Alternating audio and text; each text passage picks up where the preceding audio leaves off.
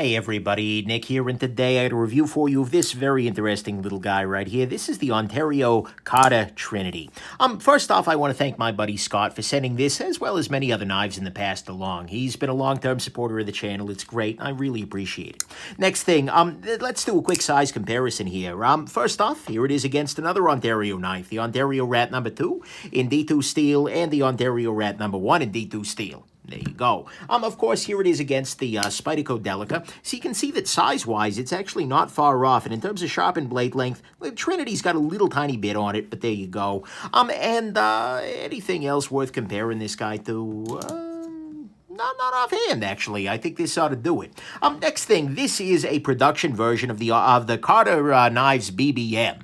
I don't have one of those guys. I've never actually handled one of those guys, but if you take a look at Dr. Frunky, he's got a YouTube channel, and he's got a really nice review of the BBM. He is freaking in love with his, and he's a man of some taste, so it's clearly a good knife. And so I gotta say that. And then finally, I'm probably gonna call this the Carter Prime a couple of times during the course of this review.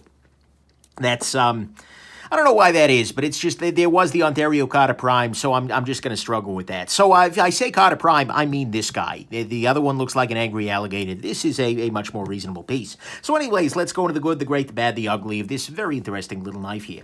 The good side, first off, I do like the size. I am biased, though. I like smaller knives, and this is indeed a smaller knife.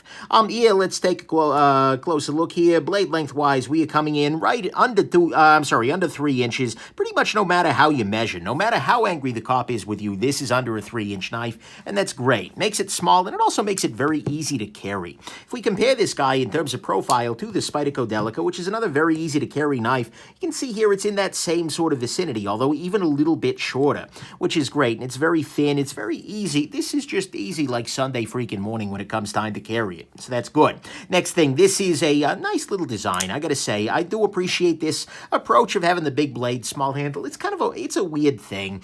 It's not going to be for everybody, and I can already hear grumpy YouTube commenters going, well, Nick, the thing is, you want a really big handle because you got big hands. It's going to be, yeah, this is probably not meant for people with really big hands. But the thing is, it is well-sized, and it's got some nice details to it. I mean, I like the lock bar. I like the fact that the cutout for the lock bar relief is interior here. There's just a lot I like here.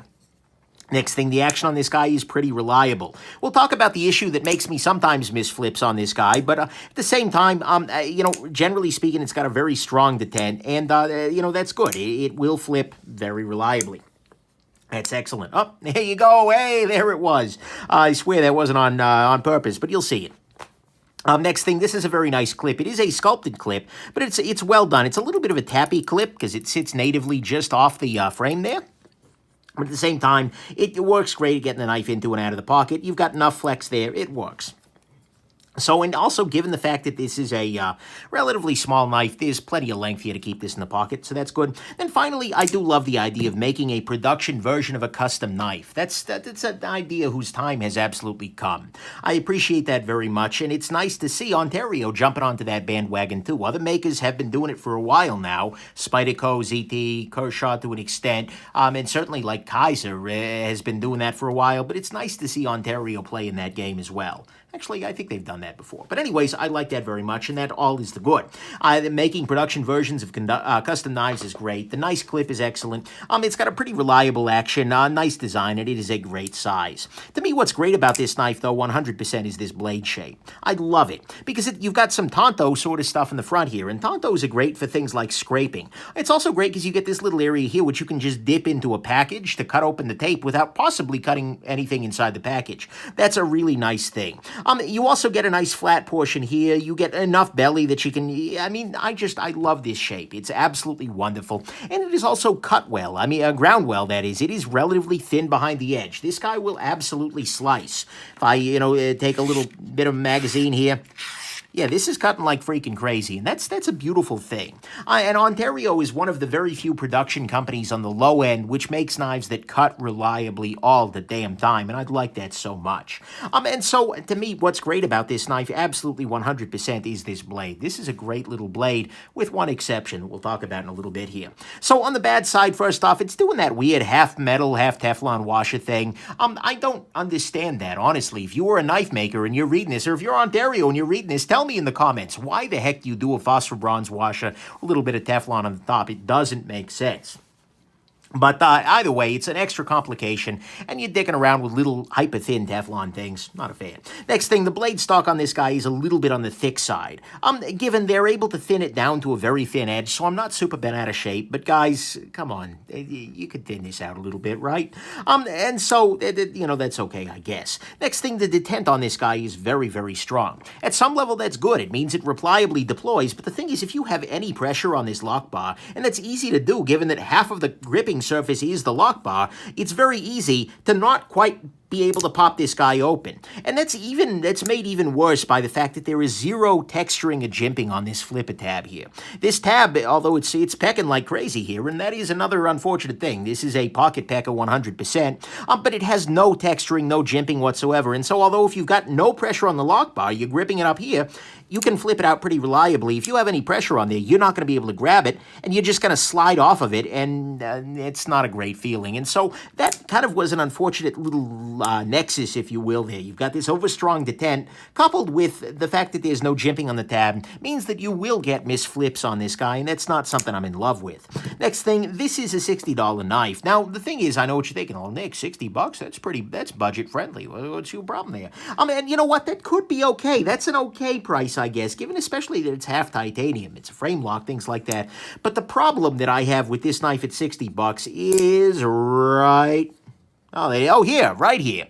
Aus freaking 8, Aus 8 steel. Now, Aus 8 is one of those steels that is either barely adequate or barely inadequate. It's absolutely okay on a knife that's like 15 to 20 bucks, but the problem is, as you go up and up and up in the pay scale, no, and what bothers me more specifically here is that Ontario is already moving on from Aus 8. They have moved their Rat series. They're now offering D2 steel, which in my opinion is a much, much better steel. They're offering that in their Rat series now, and so given that we know that they have D2 steel in this same thickness, as a matter of fact, I believe this is the same thickness stock as on the Rat one here.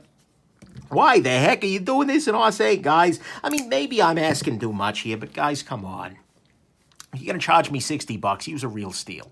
So, to me, at least, that's what's bad here. And given, again, I'm steel snobbing a little bit, because Aus 8 was a super steel 20 years ago, but the thing is, I was in grade school 20 years ago. Actually, it's not quite true. But either way, you know what I'm trying to say here. 20 years is a long freaking time. We can move on. And so they should have moved on. And so that, to me, is what's bad here, is that Aus 8 is I was not in grade school. Well, either way. Math is hard. Aus 8 sucks. It's $60, and as Aus 8, not great. There's no jimping on the tab, and there is an overstrong detent. So if you're not a steel snob, that's going to be your biggest issue here.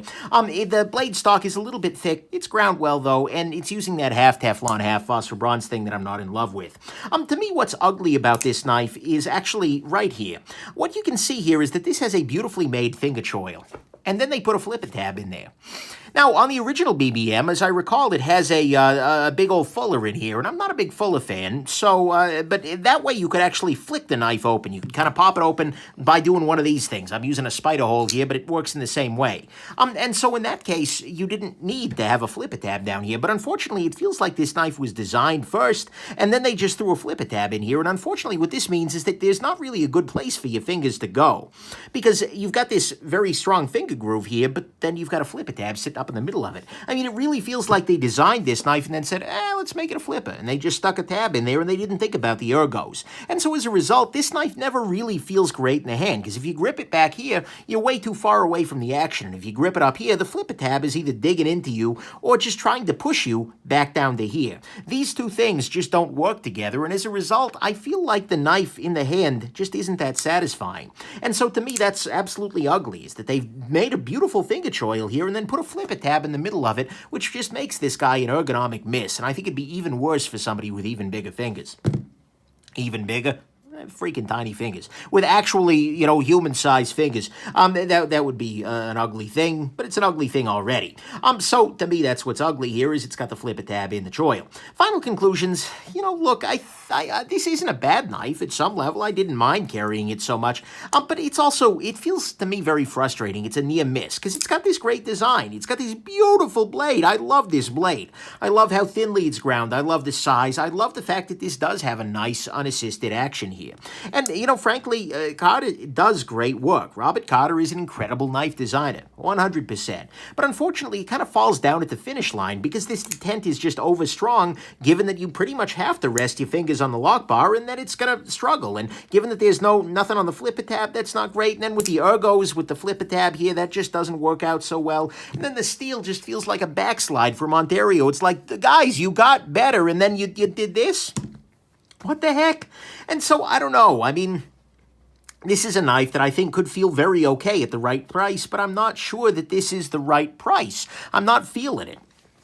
At $40, I'd absolutely be thinking very hard about this guy, although still, you've got this frustration here. That's just not great. And so, ultimately, I like that this is being made. I mean, it's a great thing to get custom knives into the hands of more people. But I kind of wish it was made a little bit better and that they'd address some of these little issues. And so, ultimately, although I like the knife, and this was not a bad knife to carry, I just don't think that this Trinity is going to go nuclear on the budget knife scene. Anyways, hope this has been interesting, and have yourselves an absolutely wonderful rest of the day. Bye now.